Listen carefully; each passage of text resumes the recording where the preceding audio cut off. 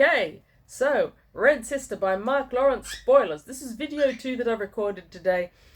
Probably go back and watch video 1 because I'm going to try and not repeat things. And by the way, I really mean it. I'm discussing this book as though you have read it alongside with me and we're talking about the same thing. So if you think you're going to read it and you haven't yet, stop now, go back, listen to the no spoiler review. Okay, for a start, that method of bringing Nonna to the city in a cage with other children set the scene so dramatically. I was fascinated by the unapologetic element of this tactic. There is a lot of darkness to it. It's also a great way to set up a description of all the different powers that people are interested in the children, to talk about who may or may not want these abilities, because the child seller is basically selling the children to the bidder who's most likely to want characteristics, which is why the Hanska, like Nonna is, who are fast, are going to fighting schools who've got a use for it, and the Gerund who grow into giants are also going to fighting schools. Which is where our main villain, who is a gerund, comes into it. Raymond or Raymol, Taxus or Tarsus, still not sure about that. Okay, the other thing about the whole child purchase cage thing is that it starts us off on Nonna learning more about her world than she knew before, coming from a small village where the pigsty is the most exciting thing to watch on the Friday evening.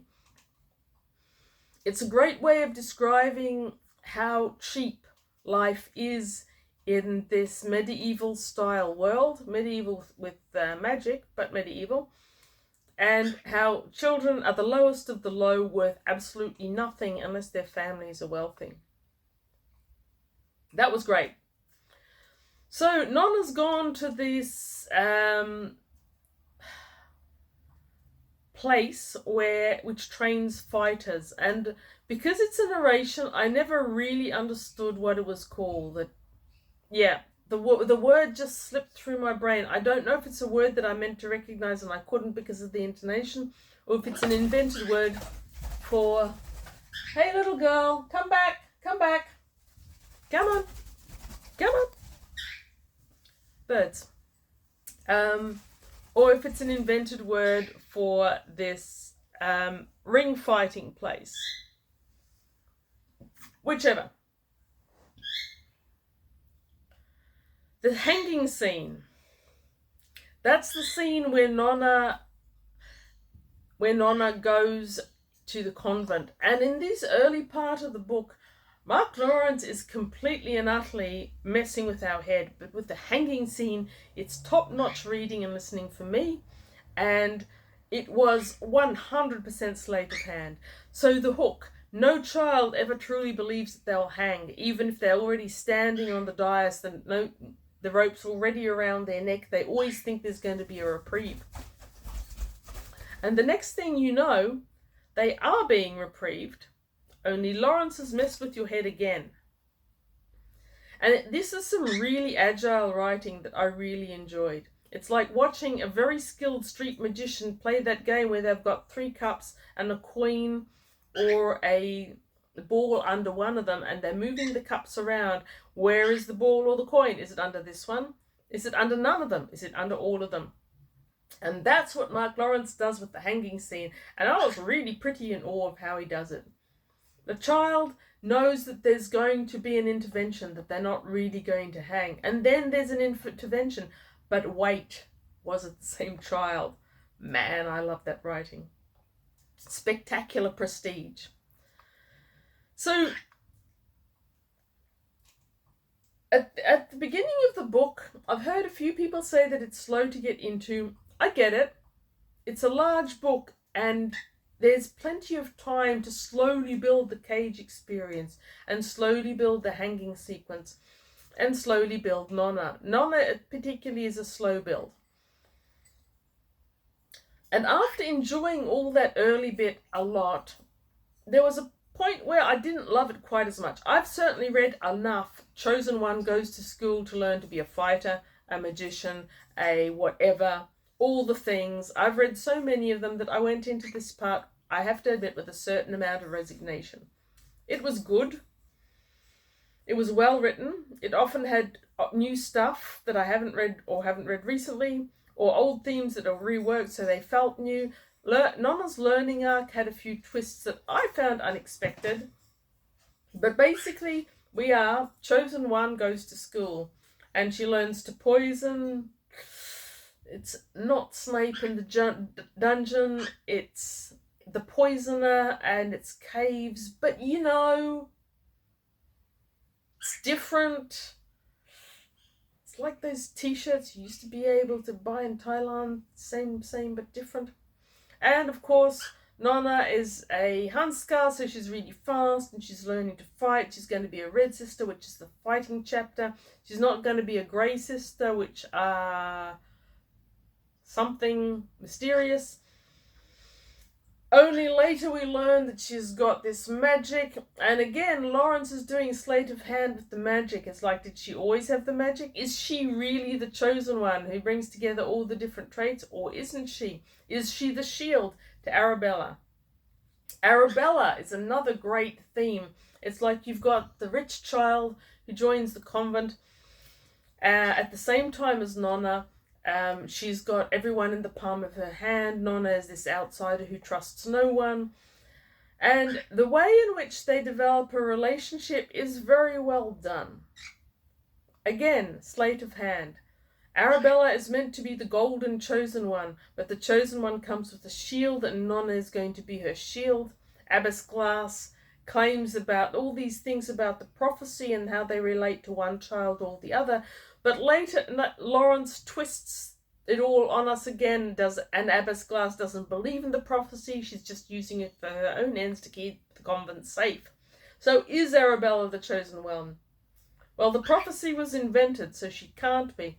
But a chosen one is something that people want, so maybe she is. Is Nonna her shield? The prophecy was an invented one. But we are thinking at the same time, does Nonna really have all these skills? Is she really a chosen one? And so you've got all these different story arcs and all these characters who are interacting in interesting and often unexpected ways. And it's really good. I liked it. Negatives to this book. There was a period there, around the 1/3 or the 2/3 mark, where Nonna was perpetually either being beaten up, recovering from being beaten up, or stepping forward to be beaten up again for no good reason that I could see. She was so beaten up that to the extent I stopped caring and just started scoffing. It's like, oh yes, sure, we're going to have a 10-year-old girl step forward to be mutilated by 3 waves of adult, fully skilled attackers, which she can do for her chosen one arc, and we already know life on Abath is cheap, so fine. Did I love it? Clearly not. I thought it was overdone. I think I get what Lawrence was doing there. He was making a number of points, and it was a fine way of making points with the whole blood and guts and injuries and misery, pain, blah, blah, blah. Once, fine, it's plot building, yo. The fact that I've been reading this kind of thing for decades is not the author's fault, and it's not the book's fault. But still, the second time, it was a bit yawn because we were getting repetitious, but if we must, I could do it. The third time, it was like, oh no, not again. Do we have to? Really? Is it going to give us anything new? Is it going to show us anything that we don't already know about Nonna, the convent, the world, anything? More than 3 times? Seriously? I was just fluff off, fly off, feather off, feather off. Sure. And I actually turned off the audiobook a couple of times in the car because it's like, oh, really? It's just repetitious. Okay. Now, another one that was a bit of a negative for me was the trope. And as I said in the other video, I like a good trope. Nothing wrong with trope. Nothing wrong with themes being repeated time and time again if you can make them sing, if you can make them feel okay. I personally find one particular trope unenjoyable. That is the, oh, we kids need to do it ourselves trope. And if I was a kid, I would probably love it. If I was a teenager reading this for the first time, I think if I was 16 reading this instead of somewhat older, I would have probably bonded with it. But as an adult, I think just take this problem to the abyss. Go to the nuns. You are a child. You cannot do this thing. Do not try to defeat Ysht for sake. You can't. In the book they did. Was I convinced? No. No, I was not remotely convinced. Not even a little bit. Don't go crawling around the dungeons looking for ingredients to make a potion you've never learnt to make before, and that you daren't take even if you make because it's so toxic, especially when the thing you need to do the potion for is also something you should be taking to the nuns. So you've read this book, right? You know what I'm talking about. Kids are secretive, and I get that. They often don't want to tell adults what's real, and they don't know how to lie adequately, and I was like that too. But as an adult, it makes me want to bash my head against the wall. It's so predictable, it is so annoying, and it is so unbelievable. Everyone in the ring saw Nonna bump into Raymond Tarsus or Raymond Taxus or whatever. You don't need to tell anyone that you were trying to slash his throat at the time. You bumped into him and you've been sick since. So just go to the nuns and tell them. Okay, I get it's necessary for plot building. I've seen worse plots. I've seen worse plot building. But I didn't love it. Not necessarily a con for everyone, but for me, it was not a spectacular experience. Now, Raymond Taxus theme was good. We need a good villain. He makes a good one. I love the fact that the Raymond Taxus story arc finishes at the book. One thing that some epic fantasies don't do anymore is finish a story arc in the book, and this one very much does. I think it finishes several story arcs personally, I think that. But at least the Raymond Taxus one. Okay. Now, a few things that aren't cons necessarily, but I didn't think were spectacular in experience. Because this is a trilogy, the author has to set up some plots and stuff that will only really come to fruition later.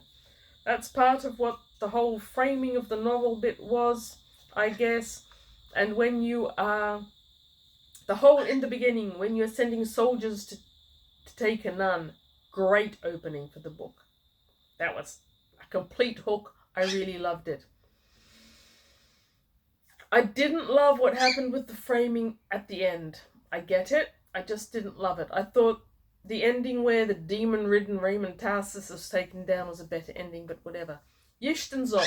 Okay, Ysht was necessary, and I get that was an important part of the plot building. Zol, I'm sure, will come into her own in subsequent books.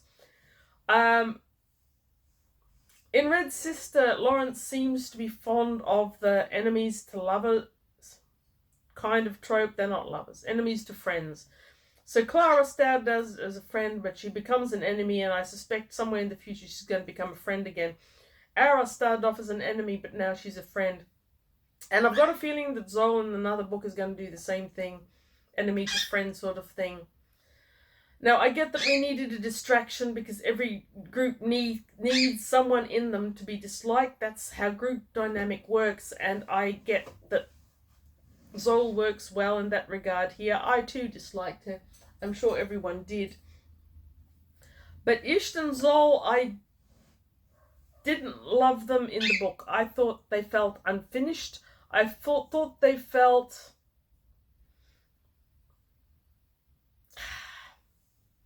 insufficient to the purpose, insufficient to their role.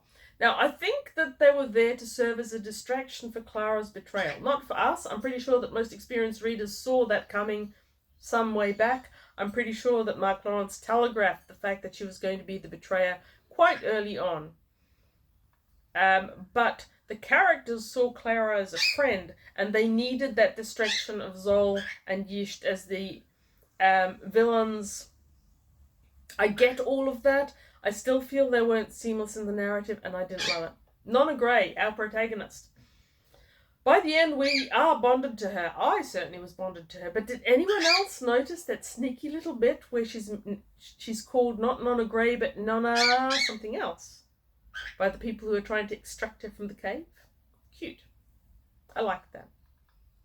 Okay, so I've whinged about this book a little bit, and I'm going to stop. Despite all that whinging about small details, which I can usually find some small details to whinge about, overall I thought this was a great story. I enjoyed listening to it. The narration was so good that I really can't find anything to criticize about the actual narration, which is rare for me. I'm rating this book 4 out of 5 stars, and I can't give it the 5 stars because Broken Empire and Libraries Trilogy already get 5 stars. I love them so much more that I have got to give this less. Maybe 4.5 stars? Anyway, if I were to compare this against many other recent epic fantasies that I've tried to read, I think this would probably be 10 out of 5 stars by comparison. But, you know. Now, Grey Sister, am I going into it? As I said in the previous review, probably, but I'm not racing down to get it. And as I was thinking about going on to the next one, I think that possibly the framing device that I didn't love the ending of was probably to close off this book, to make it feel like a complete book in itself. And the fact that I'm not racing out to get the next one is probably a credit to the author, because books that can't finish a story arc within their covers aren't doing a good job of being good books. This one obviously has. It's complete enough that I can sit back, I can think about it in its own little square for a while before moving on to the next one. So, good epic fantasy with that quirky little sly sliver of science fiction that Mark Lawrence will apparently use in all his books. I am being summoned by the feathered masters of the universe. Thank you for watching. Have a great day. Read good books. Maybe even this one, because it is a good book.